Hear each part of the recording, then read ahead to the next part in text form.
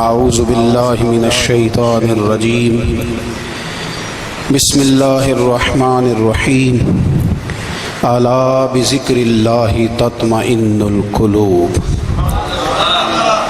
صدق اللہ العظیم وصدق رسولہ النبی الکریم ان اللہ وملائکتہ یصلون علی النبی یا ایہا الذین آمنوا صلوا علیہ وسلموا تسلیما اللہم صل علی سیدنا و مولانا محمد معدن الجود والکرم وآلہ وصحبہ وبارک وسلم۔ تمام تعریفیں حمد و ثنا اللہ تعالی جل جلالہ کے لیے۔ زاں بعد درود و سلام نبی اکرم نور مجسم شفیع معظم احمد مجتبی جناب حضرت محمد مصطفیٰ صلی اللہ تعالی علیہ وسلم کی ذات والا صفات کے لیے حمد و صلات کے بعد قرآن مجید نے ارشاد فرمایا الا بذکر اللہ تطمئن القلوب، فرمایا خبردار ہو جاؤ اللہ کے ذکر میں ہی دلوں کا اطمینان ہے، اللہ کے ذکر میں دلوں کا چین ہے۔ لوگ بہت سارا مال، بہت ساری دولت، بہت ساری عقل اور بہت سارا شعور ہونے کے باوجود بے سکون ہیں۔ جس چیز نے زمانے کو تکلیف میں مبتلا کر دیا ہے اور جو چیز ڈھونڈنے سے نہیں ملتی وہ اطمینان ہے، وہ قرار ہے۔ لوگ بھیک مانگتے ہیں، منت کرتے ہیں، دہائی دیتے ہیں کہ کہیں سے سکون کی دولت مل جائے، لیکن وہ میسر نہیں آ رہی۔ بڑے بڑے لوگ ہیں اور میں عرض کر چکا ہوں کہ مالدار بھی ہیں اور عقل مند بھی ہیں، باشعور ہیں، پڑھے لکھے ہیں، پر قلبی سکون، راحت، اطمینان، چین انہیں میسر نہیں آ رہا۔ راتیں جاگ کر گزر جاتی ہیں، دن آزمائش میں بیت جاتا ہے۔ وہ کبھی اس کے لیے ٹھنڈے علاقوں کا سفر کرتے ہیں، کبھی دوستوں کی مجلسوں میں جا کر کے بیٹھتے ہیں، کبھی گھر سے دور اکیلے میں تنہائی میں وقت گزارنے کی کوشش کرتے ہیں، لیکن دولت سکون ناپید ہوتی ہے، میسر نہیں آتی۔ عرش کا رب فرماتا ہے کیوں تو بھٹکتا پھرتا ہے، کیوں دائیں بائیں جاتا ہے، چپ کر کے مسجد آ جا اور لوگوں سے بچ کے تنہائی میں میرا ذکر کر۔ اللہ ملے گا کیا؟ فرمایا اعلیٰ بذکر اللہ تطمئن القلوب، میں تیرے بے چین دل کو چین عطا کر دوں گا۔ وہ تیرا تڑپتا اور پھڑکتا ہوا مزاج، اسے میں سکون کی دولت دوں گا۔ یہ تجھے کہیں اور نہیں ملے گا، یہ میری یاد میں ملے گا۔ یہ چین، قرار، سکون تجھے یہیں میسر آئے گا۔ اطمینان قلبی زندگی کا حسن ہے بھائی، دولت سکون اصل ہے۔ بڑے ٹھنڈے کمرے میں کچھ لوگوں کو نیند نہیں آتی، اور داتا صاحب رحمۃ اللہ علیہ آپ جائیں تو دونوں سڑکوں کے بیچ جو فٹ پاتھ ہے نا، اس پہ بھی کچھ لوگ سوئے ہوتے ہیں۔ ادھر سے بھی گاڑیاں گزرتی ہیں، ادھر سے بھی گاڑیاں گزرتی ہیں، لیکن بس نیند ہے نا، اللہ کا فضل ہے، اس نے دے دی ہے، آنے والوں کو آ گئی ہے۔ اطمینان قلبی، میرا معاشرہ بے سکون ہے، بے قرار ہے۔ مجھے کچھ لوگ کہتے ہیں جی میں آج کل بڑا بور ہو رہا ہوں، تو میں کہتا ہوں یار ہمیں تو ٹائم ہی نہیں ملا آج تک بور ہونے کا، نہیں وقت ہی نہیں اتنا میسر آیا، کون سا ٹائم نکالے جس میں بندہ بور ہو۔ وہ تو ہے کہ انسان کچھ فارغ ہو، کہیں اس کے پاس گنجائش ہو تو بور بھی ہو لے۔ کیسے بور ہو لیتے ہو؟ یہ کیا ہوتا ہے بور ہونا؟ زندگی میں اتنا وقت ہی کہاں ہے کہ انسان بور ہوتا پھرے اور یہ تصور بناتا پھرے کہ میں بڑی آزمائش میں ہوں، تو میں بڑے بور ہو رہا ہوں، تو میں بڑی تکلیف میں ہوں۔ تو وقت بہت زیادہ ہے ہمارے پاس، لا یعنی کاموں میں ضائع بڑا ہوتا ہے، تو ہم بور ہوتے ہیں، پریشان ہوتے ہیں۔ اللہ فرماتے ہیں یہ جو میری یاد ہے نا، لیکن اس کا بھی ایک طریقہ ہے یاد کا، اس طریقے سے اگر میرے رسول کریم علیہ السلام نے فرمایا اللہ کا ذکر اس طرح کرنا کہ دیکھنے والا تمہیں دیوانہ سمجھے۔ لوگ سمجھیں کہ کوئی مجنون ہے، کوئی جنونی ہے، کوئی پاگل ہے۔ یہاں اللہ تعالیٰ معاف کرے، آپ ذکر کی مجلس چھیڑیں، آپ ناز شریف کی مجلس چھیڑیں تو بہت سارے لوگ پروفیسر بن جاتے ہیں، وہ ساری نہیں ہلاتے، ان کی زبان ہی حرکت میں نہیں آتی۔ حالانکہ رب کریم کا ذکر اس طرح کرو کہ دیکھنے والا تمہیں دیوانہ سمجھے، کہیں اور کھونے کی ضرورت ہی نہیں۔ میرے حبیب گویا ہمیں فرماتے ہیں تو رب کے ذکر میں اس طرح کھو جا کہ تجھے دنیا کا خیال ہی نہ رہے، تجھے پھر دنیا کی ہوش نہ رہے۔ لیکن اگر نماز میں بھی خیال غیر آئے، ذکر میں بھی توجہ کہیں اور ہو، زندگی میں وہ عجیب لمحہ تھا، وہ میرے ساتھ تھا اور میں تنہا تھا، اگر ماحول یہ ہو کہ آپ کہیں جسم کے ساتھ تو موجود ہوں، روح موجود نہ ہو، تو پھر لذت ذکر بھی میسر نہیں آتی، پھر کیف نہیں حاصل ہوتا۔ یاد رکھیں کہ اس طرح کھو کے رب کی یاد کہاں سے کیف آئے گا؟ الجھ ہی بڑا گئے ہیں۔ وہ مستی، وہ سرور، وہ کیف جو اللہ کے ذکر میں ہوتا تھا، جو کبھی مرشد کامل کے سامنے بیٹھ کر لوگ اللہ اللہ کرتے تھے تو لگتا یہ تھا کہ یہ یہاں ہیں ہی نہیں، یہ تو کہیں اور چلے گئے ہیں، یہاں موجود ہی نہیں۔ لیکن اب وہ موج نہیں، وہ شوق نہیں، وہ درد نہیں، وہ ذیل نہیں۔ اقبال تڑپ کے کہا کرتے تھے خیرت کی گتھیاں سلجھا چکا ہوں، یا رب مجھے صاحب جنوں کر دے، اللہ مہربانی فرما، وہ کیفیت دے، وہ سرور دے۔ زندگی میں اگر اطمینان چاہتے ہو تو کبھی کبھی سب کچھ بھول کے نا تو مست ہو جایا کرو رب کی یاد میں۔ کبھی کبھی چھوڑ دیں دنیا، چھوڑیں یار موبائل، کسی وقت کریں اس کو بند، چھوڑیں اس بات کا خیال کہ فلانے نے سلوٹ کیا ہے کہ نہیں کی، چھوڑیں۔ حضرت باجزید بستامی رحمت اللہ تعالیٰ علیہ فرماتے ہیں میں نے اعتکاف کبھی اپنی مسجد میں نہیں کیا، یہ کہ سارے ہی ہاتھ چومنے والے، سارے ہی پیار کرنے والے۔ فرماتے میں جب اعتکاف کرتا تھا تو میں بستان سے دور نکل جاتا تھا جہاں کوئی مجھے جاننے والا نہ ہو۔ اٹھ بلیا چل اوتھے وسیے جتھے وس دے نہیں سارے ینے، نہ کوئی ساڈی ذات پچھانے تے نہ کوئی سانو منے، چل ادھر چلیں۔ اٹھ بلیا چل اوتھے وسیے جتھے وس دے نہیں سارے ہی انے، نہ کوئی ساڈی ذات پچھانے تے نہ کوئی سانو۔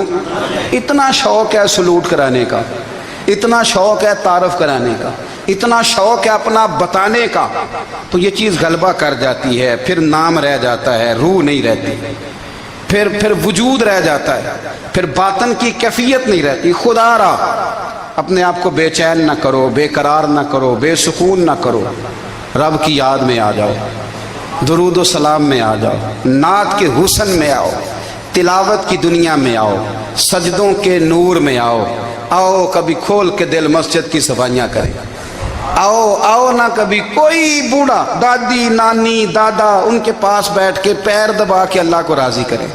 یہ کیف والی جگہ ہیں، یہ سرور والی جگہ۔ اتنی بے چین ہماری زندگی ہے، بے قرار ہے، تڑپتے ہوئے لوگ، لڑتے ہوئے لوگ، ایسے لگتا ہے ابھی ایک دوسرے کا گریبان تھام لیں گے، بے قرار بے چین۔ کسی کو انتظار کا کہا جانا کہ 10-20 منٹ کسی کا انتظار کرو تو بعض لوگ مجھے ایسے لگتا ہے جیسے ان کا کلیجہ پھٹ جائے گا، ڈاکٹر کے انتظار میں بیٹھے ہیں تو بڑے پریشان ہیں۔ کسی کو ملنے گئے ہیں کو آدھا گھنٹہ بیٹھنا پڑ گیا تو بڑی دقت میں ہیں۔ اپنے آپ کو سکون دیں۔ آپ یقین کریں بڑا مزہ آتا ہے، کبھی کسی کا انتظار کرنا پڑے تو 2-4 تسبیح درود شریف پڑھی جاتی ہے، یعنی ذوق بن جاتا ہے کہ چلو اللہ نے موقع دیا ہے، کوئی سرکار کو یاد کر لیں، تنہائی مل گئی۔ ہمارا مزاج جس سختی کا شکار ہے وہ سختی آہستہ آہستہ ہمیں زیادہ آزمائش میں ڈال گئی۔ تو میرے بھائی زندگی میں اطمینان حسن ہے، اور وہ سب سے زیادہ اللہ کی یاد میں ملتا ہے، وہ سب سے زیادہ رب کریم کے ذکر میں۔ سب سے زیادہ جو چاہتا ہے نا دل ٹھنڈا رہے، زبان میٹھی رہے، وہ مدینے والے محبوب پہ درود و سلام پڑھا کرے، وہ حضور پہ درود و سلام پڑھا کرے، زبان میٹھی رہے گی۔ میرا ذاتی تجربہ ہے کہ جو آدمی اپنے اخلاق سنوارنا چاہے وہ حضور پہ درود شریف پڑھے، جو اپنے اخلاق سنوارنا چاہے، طبیعت کو ٹھنڈا رکھنا چاہے، وہ درود شریف پڑھے، اس کا دل سکون میں آئے گا۔ کچھ کام اور ہیں زندگی میں اطمینان کے لیے، ان کا ہونا بھی بڑا ضروری ہے۔ سب سے پہلے اگر آپ چاہتے ہیں نا زندگی میں سکون ہو تو حقیقتوں کا سامنا کرنا سیکھیں، آپ جو ہیں وہ رہنا سیکھیں۔ جو آپ نہیں ہیں وہ بننے کی کوشش نہ کریں۔ حقیقت کا سامنا کرو گے تو زندگی اطمینان میں آ جائے۔ ہم نے نا بہانے بنا لیے ہیں، ہیلے بنا لیے ہیں، جھوٹ کے سہارے اپنے آپ کو اونچا کر لیا ہے۔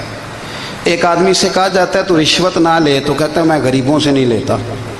تو میرا سوال یہ ہے کہ امیروں کا حساب لینے کی اللہ نے تیری ڈیوٹی لگائی ہے، تیرے ذمہ لگایا ہے کہ تو امیروں کا حساب کر، تمہیں کیا ضرورت پڑی ہے؟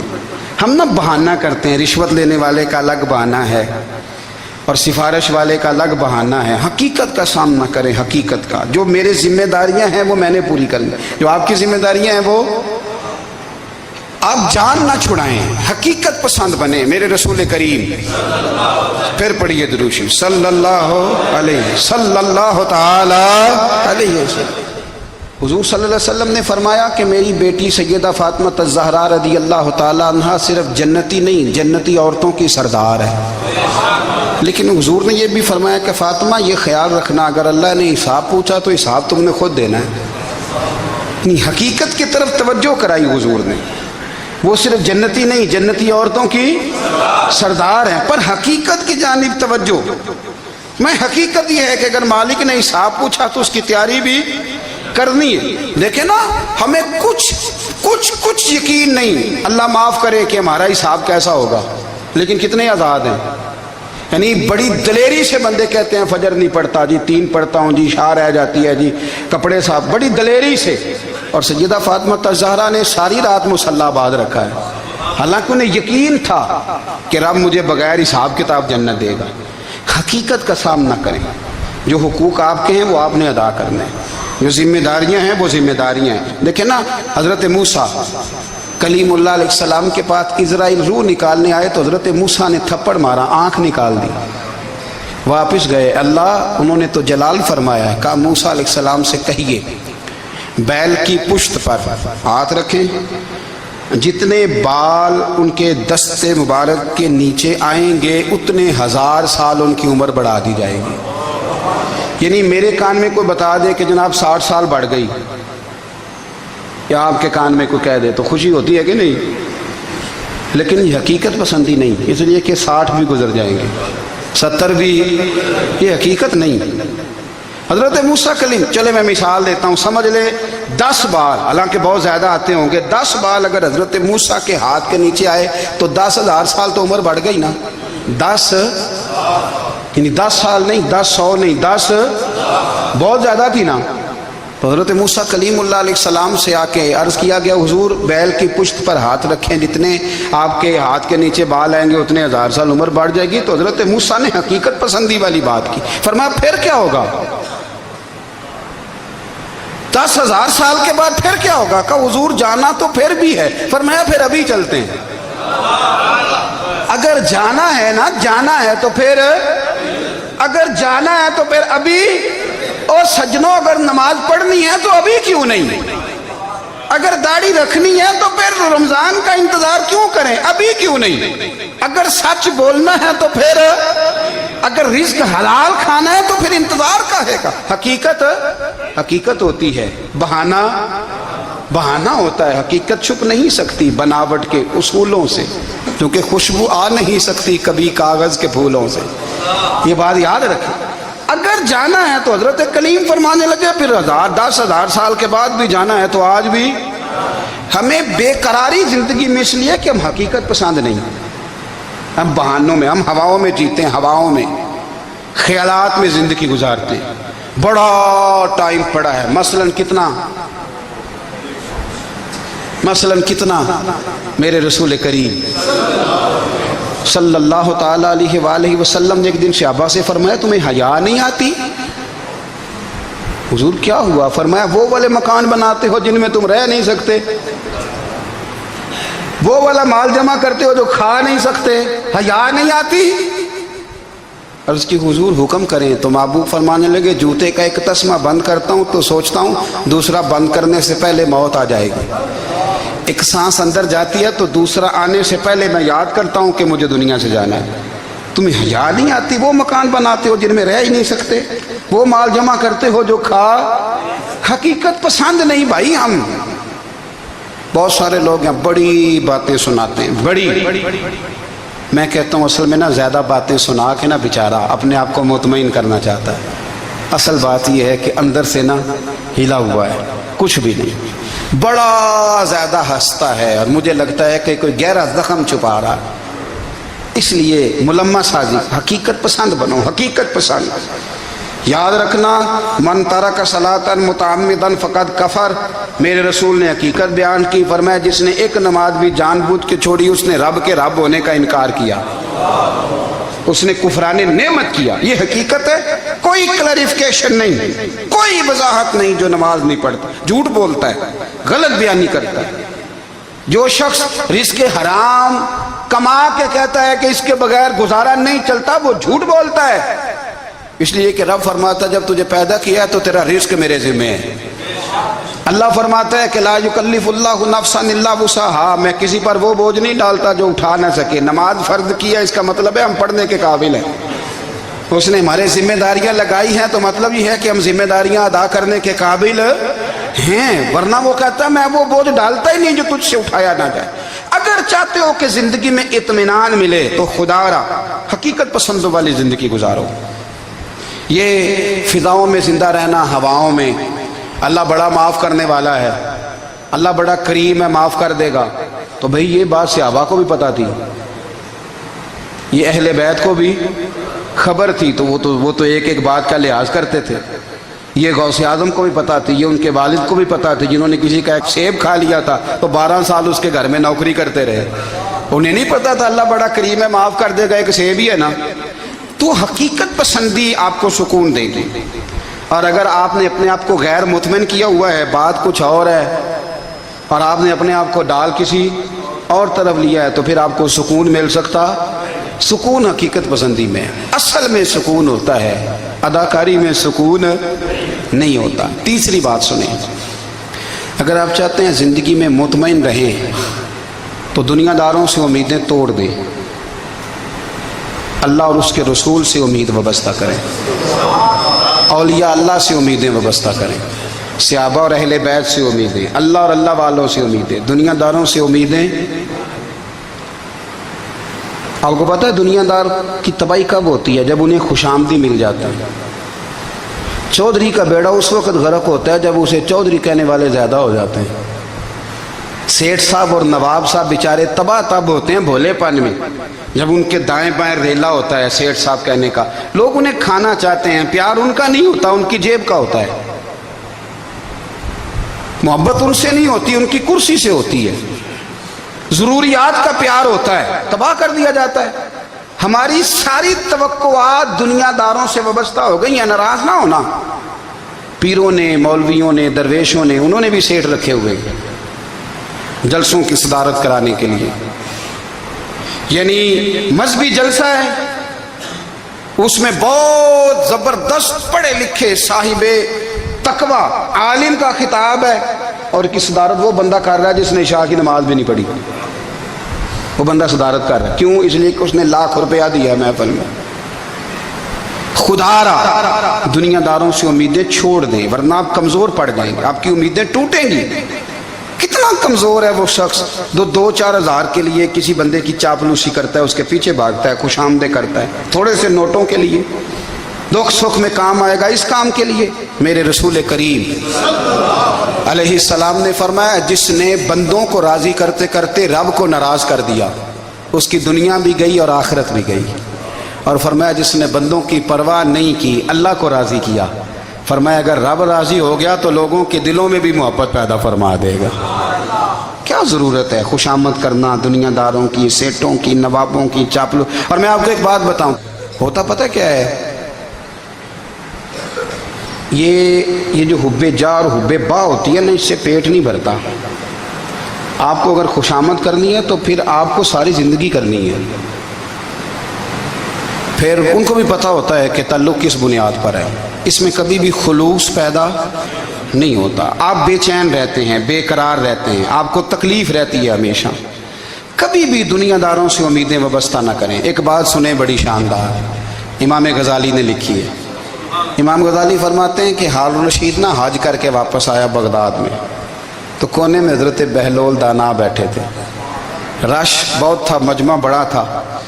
حضرت بہلول دانا بھی سڑک کے کنارے بیٹھے تھے، تو سپاہی کہنے لگے یہاں سے اٹھ جاؤ، فرمانے لگے ہارون رشید کی زمین نہیں، زمین میرے رب کی ہے، میں کیوں اٹھوں؟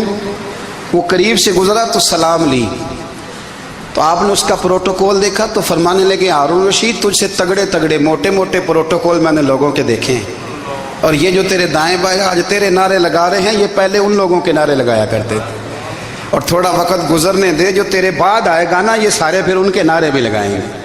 تو جھوٹ کی دنیا میں زندہ ہے، ان سے تو نے امیدیں وابستہ کی ہیں، یہ کل اس کے نعرے لگائیں گے۔ اس کے دل پہ بڑا اثر ہوا، گھوڑے سے اتر آیا، آگے کہنے لگا حضور آپ نے مجھے بڑی اچھی نصیحت کی ہے، میرا دل بڑا ٹھنڈا ہوا ہے، میں نے سنا ہے آپ مقروض ہیں، کچھ لوگوں کا قرض، تو مجھے کوئی حکم ہی کر دیں۔ آپ ہنسنے لگے، فرمانے لگے یار تو بڑا ہی بیوقوف ہے، بڑا ہی بیوقوف ہے، تو میں تجھے نصیحت کر رہا ہوں تو مجھے الجھا رہا ہے، حضور کوئی حکم کر دیں۔ کیا خوبصورت انداز ہے رب کریم کے بندوں کا۔ حضرت بہلول دانا فرمانے لگے تیرا رب کون ہے؟ کہا اللہ۔ تو فرمایا میرا کون ہے؟ کہا اللہ۔ فرمانے لگے یہ تو نہیں نہ ہو سکتا کہ اللہ ہارون رشید کو دیتا رہے اور بہلول دانا کو بھول ہی جائے، یہ تو نہیں نہ ہو سکتا کہ ہارون رشید کو دیتا رہے اور بہلول دانا کو بھول جائے۔ فرمایا اس کا دل، اس کا ارادہ ہوا، ارادہ قدرت ہوا کہ بہلول مقروض رہنا چاہیے، تو اگر رب مجھے رکھنا چاہتا ہے، دکھ قبول محمد بخشا راضی رہن پیارے، اگر وہ چاہتا ہے میں مقروض رہوں تو میں بھی چاہتا ہوں کہ میں مقروض ہی رہوں، یہ تو نہیں نہ ہو سکتا کہ تجھے دے اور مجھے نہ دے۔ فرمایا میری تجھ سے کوئی امید نہیں، مجھے جب بھی دے گا میرا رب بھی دے گا، اور وہ دے گا تو پھر انشاءاللہ خزانے کھول کے دے گا۔ دنیا داروں سے امیدیں وابستہ کرنا، لوگوں کے پیچھے، یہ چھوڑ دیں، آپ بے چین رہیں گے، بے قرار رہیں گے۔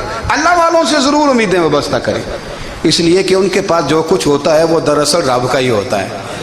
لیکن سیٹھوں سے، نوابوں سے، سیاستدانوں سے باز آ جائیں، ہماری بڑی امیدیں وابستہ ہیں۔ میں اکثر کہتا ہوں جتنے پھیرے نوکری کے لیے دنیا دار کے دروازے پہ لگائے ہیں نا، اس سے کم دفعہ مسجد میں نفل پڑے ہوتے تو رب اتنی بڑی مہربانی فرما دیتا۔ تیسری بات یہ یاد رکھیں، اگر سکون لینا چاہتے ہیں نا، اگر سکون لینا چاہتے ہو نا، تو لوگوں کو ڈسکس کرنا بند کر دو۔ کس کو اللہ نے کتنے پیسے دیے ہیں وہ جانے اور اللہ جانے، کس کو اللہ نے کتنی گاڑیاں دی ہیں وہ جانے، اور لوگوں کو ڈسکس کرنا جی۔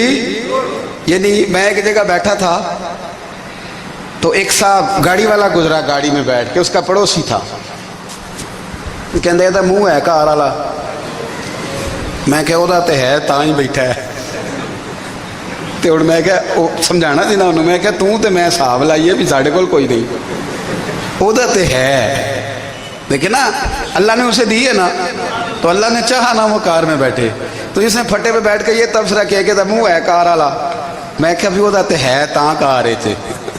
اب مجھے تجھے اندازہ لگانا چاہیے کہ ہم کیا یہ بحث ہے، یعنی اللہ کو چاہیے تھا معاذ اللہ کے پہلے تجھ سے پوچھتا کہ اسے کار دینی ہے کہ نہیں، کیا مطلب فضول بحث ہے۔ وہ چیز ہمیں اتنا تنگ کرتی ہے، اتنی تکلیف دیتی ہے کہ آپ یقین کریں سارا دن اسی کو ڈسکس کرتے ہیں، سارا دن۔ اس کے پاس گاڑی ہے، اس کے پاس کار ہے، فلانے کا پیسہ 1 نمبر ہے، فلانے کا 2 نمبر ہے، فلانے کا 6 نمبر ہے۔ اصل بات کے اندر حسد ہے، اس کو نکالو۔ ایک بات کہنے لگا ہوں، اسے یاد رکھنا، میرے اعلیٰ حضرت رحمۃ اللہ علیہ فرمایا کرتے، حسد کرنے والا بندوں پر اعتراض نہیں کرتا، اللہ پر اعتراض کرتا۔ وہ کہتا ہے اللہ اسے کیوں دیا ہے، اتنا کیوں دیا ہے، معاذ اللہ وہ اللہ کی تقسیم پر اعتراض کرتا۔ حسد کرتے ہو بے چین رہو گے، حسد آپ کے دل کو تڑپا کے رکھ دے گا، چھوڑے۔ اللہ بڑا کریم ہے، جس کو جہاں چاہتا ہے وہاں بٹھا دیتا ہے۔ آپ قطعاً اس بحث میں نہ پڑے کہ اللہ نے کس کو کتنا دیا ہے، کب دیا ہے، کیوں دیا ہے، وہ بڑا بے نیاز ہے۔ حسد آپ کو تباہ کرے گا۔ دنیا میں پہلا گناہ جو ہوا تھا وہ حسد تھا۔ ابلیس نے حضرت آدم سے حسد کیا، کہنے لگا میں بہتر ہوں، سرداری اس کو مل رہی ہے، یہ تو اللہ کو پتہ ہے نا کس کو دینی ہے۔ اور دنیا میں پہلا قتل حسد کی وجہ سے ہوا، حابیل قابیل کے درمیان حسد کا معاملہ تھا۔ خاتون کا نکاح اس سے کیوں ہو رہا ہے، مجھ سے ہونا چاہیے۔ حسد تباہی کرتا۔ آپ یقین کریں، یعنی دکاندار کے سامنے دوسری دکان پڑتی ہے اور پریشان ہو جاتا ہے، وہ کہتا ہے میرا کیا بنے گا؟ لا حول ولا قوت الا باللہ العلی العظیم. یعنی تیرا کیا خیال ہے کہ تیرے حصے کی روٹی وہ کھا جائے گا؟ اتنا چھوٹا دل. یعنی تیرا موقف یہ ہے کہ تیرے حصے کا نصیب اس تک چلا جائے گا، یہ تیری خواہش ہے. ایک دوسرے کی کمزوریاں بیان کرنا، اس کا تو مال ہی ناقص ہے جی، اس کے تو پاس ہی کچھ نہیں. یہ تو کمزور لوگوں کا طریقہ ہے. میرے رسول کریم علیہ السلام گزر رہے تھے، پت جھڑ کا موسم تھا، خزاں کا موسم تھا، درختوں کے پتے جھڑ رہے تھے. صحابہ کو ساتھ لے کے حضور گزرے اور ایک درخت کی ٹہنی کو پکڑ کے حضور نے ہلایا. صحابہ فرماتے ہیں کہ چھم چھم اس کے پتے گرے، زمین پر ڈھیر لگ گیا. حضور نے فرمایا دیکھا تم نے کیا ہوا؟ حضور ہاں. فرمایا کتنی تیزی سے پتے جھڑے ہیں، صرف تنا رہ گیا ہے اور خالی ٹہنیاں رہ گئی ہیں، کوئی حسن بچا ہے؟ حضور نہیں. تو نبی کریم فرمانے لگے جو حسد کرتا ہے نا اس کی نیکیاں بھی اسی طرح جھڑ جاتی ہیں، اسی طرح. اور ایک جگہ حضور فرمانے لگے جس طرح راکھ لکڑی کو آگ کھا جاتی ہے، میں تو بڑا برا نہ کوئی، جگ میں اندر جھاتی پائی، میں تو برا نہ کوئی، چنگے بندے جس طرح لکڑی کو آگ، جب آگ کھا جائے تو پھر لکڑی کو لکڑی نہیں کہا جاتا، راکھ کہا جاتا ہے، کوئلہ کہا جاتا ہے. اس کی اصل باقی یعنی اسے کھائی جاتی ہے. تو حضور علیہ السلام فرمانے لگے جس طرح آگ لکڑی کو کھا جاتی ہے، فرمایا اسی طرح حسد نیکیوں کو کھا جاتا ہے، نیکیاں رہتی نہیں. حسد کرنے والے کے پاس نیکیاں یعنی ان کی اصل شکل موجود، کبھی بھی حسد نہیں کریں. اللہ کی تقسیم ہے، جس کو چاہے جب چاہے جتنا چاہے عطا کرے. اور چوتھی بات میرے بھائی، کبھی بھی بغض نہ پیدا کریں. بغض والے لوگ بے سکون رہتے ہیں. بہت ساری کمزوریاں ہمارے اندر ہوتی ہیں نا، پھر اللہ ہماری روزی تو نہیں نہ بند فرماتا. یہ تو نہیں کہتا کہ زمین سے نکل جاؤ. اگر یہی والا معاملہ ہو جو ہمارا ہے کہ شادی پہ اس نے میرے ساتھ برا سلوک کیا تھا، اب ساری زندگی بغض رکھنا ہے. اگر یہی معاملہ فرشتے اللہ کی بارگاہ میں کہیں کہ یا اللہ اس نے فلانے دن شراب پی تھی، اب اس کو زمین میں نہیں رہنے دینا، نظام زندگی چلے گا. تو اگر اللہ ہمیں معاف کرتا ہے تو ہم بندوں کو معاف کیوں نہیں کرتے؟ آپ یقین کریں اتنی لمبی عداوتیں، اتنا لمبا حسد، اتنا لمبا بغض، اتنا لمبا. حدیث میں نے پڑھی، میں حیران رہ گیا. میرے نبی کریم علیہ السلام نے فرمایا اپنی بیوی سے کبھی بغض نہ رکھنا. اگر اس کی ایک بات ناپسند ہو تو اسے چھوڑ کے وہ بات دیکھو جو تمہیں پسند ہے. میں اس حدیث کو پڑھ کے سوچنے لگا کہ کیا بیوی کا بھی بغض رکھتے ہیں لوگ؟ اب حضور نے کہا ہے تو اس کا مطلب ہے لوگ بیوی کا بغض بھی رکھتے ہیں. اب اس پر استدلال کر کے مجھے کہنا پڑے گا کہ سسرال والوں کا بغض بھی رکھتے ہیں. کہنا پڑے گا کہ بھائی کے سسرال والوں سے بھی بغض رکھتے. اس حدیث کی روشنی میں سمجھا کہ لوگ بھابھی کا بغض بھی رکھتے ہیں. بغض ورنہ عادتیں تو ہماری بھی کئی بری ہوتی ہیں. اگر عادات ایک وجہ بنے اختلاف کی تو عادتیں تو ہماری بھی کئی بری ہیں، لیکن ہم اپنی بری عادتوں سمیت اپنے آپ سے پیار کرتے ہیں، اور سامنے والے کی ایک بھی عادت بری ہو تو اس سے بغض رکھتے ہیں. بغض نہ پیدا کریں. میرے نبی پاک علیہ السلام نے فرمایا کچھ چیزیں تمہارے دین کو مونڈ ڈالیں گی، تباہ کر دیں گی، کاٹ دیں گی. حضور کون سی؟ فرمایا حسد، تکبر اور بغض. یہ تمہارے دین کو تباہ کر دیں. ہم بے چین اس لیے ہیں کہ ہم نے بہت سارے لوگوں کا بغض پالا ہوا ہے، اور ہر فیلڈ میں سیاستدان نے سیاستدان کا، ذاتیات پر اتر کے بات کرتے ہیں، معزز ترین لوگ، تاجر نے تاجر کا، اللہ ماشاءاللہ بعض جگہ پہ اہل علم بھی ایک دوسرے سے عداوت رکھتے ہیں. خدا را دل رب کریم کے آنے کا ٹھکانہ ہے. یہ صاف ہوگا تو اس میں رب رسول کے جلوے ہوں گے. اگر اس میں عداوت ہو، اس میں بغض ہو، اس میں کینہ ہو، نفاق ہو، سنیں میرے رسول کریم حضرت ابو بکر صدیق رضی اللہ تعالیٰ عنہ کہتے ہیں میں رو ہی پڑا۔ مکہ فتح ہوا نا تو اکرمہ بن ابو جہل نے پیغام بھیجا کہ میں نا کلمہ پڑھنے کے لیے آ رہا ہوں۔ بات لمبی ہے، میں موضوع پہ رہنا چاہتا ہوں۔ کہتے ہیں جب وہ آنے لگا نا تو نبی پاک نے ہم سب کو بلایا، ہم حاضر خدمت ہوئے تو حضور فرمانے لگے کہ اس کے باپ نے نا بڑا ظلم کیا ہے ہمارے ساتھ، ابو جہل نے بڑا ستایا ہے، بڑی تکلیف دی ہے۔ آپ مجھے بتلائیں کہ وہ ایک دفعہ کسی شادی پہ بحث ہوتی ہے بیوی کے بھائی کے ساتھ، پھر ساری زندگی اس بیچارے کو معافی، وہ 10 دفعہ گھر آتا ہے معافی مانگنے پر سوال ہی نہیں پیدا ہوتا، میں او ہو مجھے ہی کہہ دیا، پھر مجھے ہی کہہ دیا آپ نے، اور میری شان میں بے ادبی، اور پھر میں معاف کر دوں؟ توبہ توبہ توبہ، یہ کیسے ہو سکتا ہے؟ میری ناک نیچی ہو جائے گی، اور آپ نے مجھے کہہ دیا، سوال ہی نہیں پیدا ہوتا۔ اور یہ رونا میں اکثر ہوتا ہوں کہ شادی والے دن داماد صاحب کا زیادہ دماغ خراب ہوتا ہے۔ جب چھوٹی سالی کی شادی ہوتی ہے نا، اس دن اس کو بخار چڑھتا ہے، کوئی اس کو کان میں کہتا ہے تیری عزت نہیں کر دے، اس دن اس کا دماغ خراب ہو جاتا ہے، بچے اٹھا کے نکل آتا ہے، وہ بیچارہ سسر منتیں کر رہا ہوتا ہے کہ تیری مہربانی آ جا، یہ عزت کرا رہا ہے۔ تو میں نے کہا احتجاج کر کے جو عزت کرائی جاتی ہے وہ عزت نہیں ہوتی۔ ہاں یہاں مانگ کے عزت لیتے ہیں لوگ، یا احتجاج کی کوئی عزت ہے؟ آپ کے اندر کمالات اتنے ہوں کہ آپ کی عزت کرنے کو دل چاہے، یعنی مزہ آئے، یعنی لطف آئے، یعنی آپ دور بیٹھے ہوں تو کسی کا دل کرے آپ کو اسٹیج پہ بلانے کے لیے۔ یہ کیا بات ہوئی کہ چھائے جانا اور بھاگ کے آگے جانا؟ ان سے نکلیں۔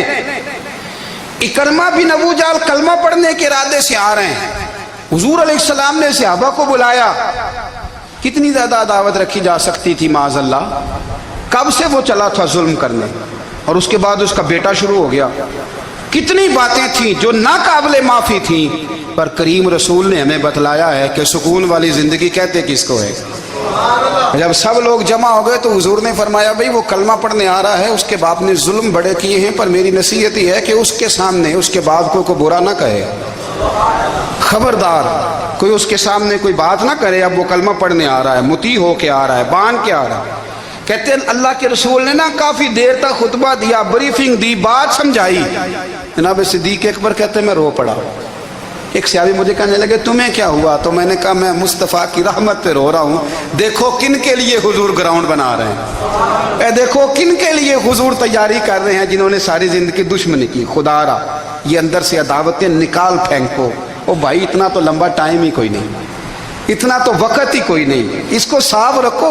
بندہ کوئی کر بھی گیا تو کوئی حرج نہیں، چنگی مندی سجنا کولوں 100 واری ہو جاندی، یار یاراں دا گلہ نہیں کر دے۔ اصل پریت یار یاراں دا جڑا گلہ کردا جے یار نہیں جے ہوندا۔ ہاں پکی بات، پکی پیڑی۔ میرا ایک سنگی مجھے آ کے آنے لگا فلانی جگہ بندہ یہ بات کر رہا تھا، میں کہا تو ہوتے ہی سے سوندا سے تم ہی نال ہی سے، میرا تو سجن باس ہو نہیں سکتا۔ چنگی مندی سجنا کولوں 100 واری ہو جاندی، یار یاراں دا گلہ نہیں کر دے، اصل پریت جنہ دی۔ ہاں جو بندے پھر ہوتے اس طرح کے، ان کے لیے بھی میاں صاحب نے کہا ہے، ان کے لیے بھی میاں صاحب نے کہا ہے، ان کے لیے بھی آپ نے بات ارشاد فرمائی ہے۔ آپ نے فرمایا چنگا ہویا لڑ نیڑیوں چھٹا، کتے عمر نہیں لنگی ساری، بے قدران دی یاری کولوں توبہ لکھ لکھ باری۔ او چنگا ہویا لڑ نیڑیوں چھٹا، کتے عمر نہیں لنگی ساری۔ جو اس طرح کا تھا نا شکوے کرنے والا، بغض رکھنے والا، فرمایا بے قدران دی یاری کولوں توبہ، یعنی لاکھ لاکھ کنے ہو گئے، یعنی 2 لاکھ باری توبہ کی تھی انہوں نے، گنی نہیں جا سکتی جتنی میاں صاحب نے توبہ کر دی۔ بے قدرے دوست، بے قدران دی یاری کولوں توبہ لکھ لکھ باری، چنگا ہویا لڑ نیڑیوں چھٹا، کتے عمر نہیں لنگی ساری۔ تو مہربانی کریں، ایک تو اگر آپ مطمئن رہنا چاہتے ہیں تو کبھی کبھی نا مست ہو کے ذکر الہی کریں، مست ہو، وہ والا ذکر نہیں جس میں آپ موبائل بھی دیکھ رہے ہیں اور کہانیاں بھی۔ میرے سامنے کو بندہ جمعے والے دن یا تقریر کے درمیان تسبیح لے کے بیٹھ جائے تو میں اس سے پوچھتا ہوں تو دو کام ایک ٹائم جکے پہ کرنا ہے؟ میری بھی بات سن رہے ہو، تسبیح پڑھی تو ممکن ہی نہیں۔ تسبیح تو تسبیح ہے، جب وہ ہوگی تو پھر کوئی اور کام سوال ہی نہیں پیدا ہو۔ ایک تو ذکر کریں محو ہو، دوسری بات حقیقت کا سامنا کریں۔ آپ اگر مطمئن رہنا چاہتے ہیں تو حقیقت پسند بنے. تیسری بات حسد چھوڑ دیں, دوسروں کو ڈسکس کرنا چھوڑ دیں, آپ یہ دیکھیں کہ اللہ نے مجھے کیا کچھ دیا, اس پہ راضی رہیں. اور چوتھی بات عداوت چھوڑ دیں, سینے میں کینہ چھوڑ دیں, آپ کی زندگی مطمئن ہو جائے گی, آپ خوشحال رہیں گے. وہ جو آپ لفظ کہتے ہیں نا کہ میں بور ہوں, میں پریشان ہوں, اس سے آپ نکل آئیں گے. اللہ ہمیں محبوب کی غلامی میں زندہ رکھے. غلام